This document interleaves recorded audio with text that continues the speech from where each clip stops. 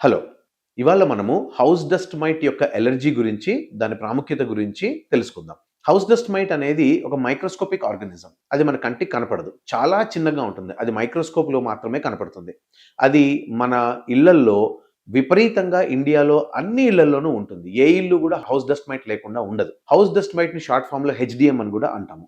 ఈ హెచ్‌డీఎం ఎంత tiny microscopic అంటే అది మన బెడ్స్‌లో, మ్యాట్రెసెస్‌లో, పిల్లోస్‌లో, కార్పెట్స్‌లో ఉంటుంది. అందుకనే బెడ్‌రూమ్‌లో ఎక్సెసివ్ లినెన్ ఉంచుకోకూడదు. మ్యాట్రెసెస్, పిల్లో కవర్స్ రెగ్యులర్‌గా వాక్యూమ్ చేసి, వేడి నీళ్ళల్లో దాన్ని బెడ్ షీట్స్‌ని, పిల్లో కవర్స్‌ని ఉతికి ఎండలో ఆరేయాలి. ఇది చాలా ఫ్రీక్వెంట్‌గా చేయాలి. మనం పడుకునే మ్యాట్రెస్ కూడా అట్‌లీస్ట్ వన్స్ ఇన్ 3 మంత్స్ మనం ఎండలో ఆరేస్తే హౌస్ డస్ట్ మైట్ ఎక్కువగా ఉండదు. వాక్యూమింగ్ చాలా ఇంపార్టెంట్. చాలా ఎఫెక్టివ్‌గా మనకి హౌస్ డస్ట్ మైట్‌ని క్లియర్ చేస్తుంది.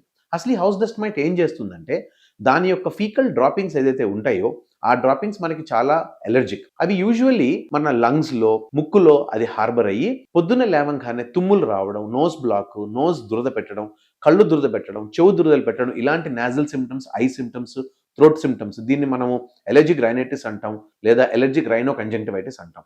ఈ నాసల్ అలెర్జీ యొక్క ఈ స్టార్టింగ్ స్టేజెస్‌లో నాసల్ అలెర్జీలా కనపడుతుంది. క్రమేపీ ఇది మనం ట్రీట్ చేయకపోతే కంప్లీట్ ఆస్మాలోకి కూడా వెళ్తుందనమాట.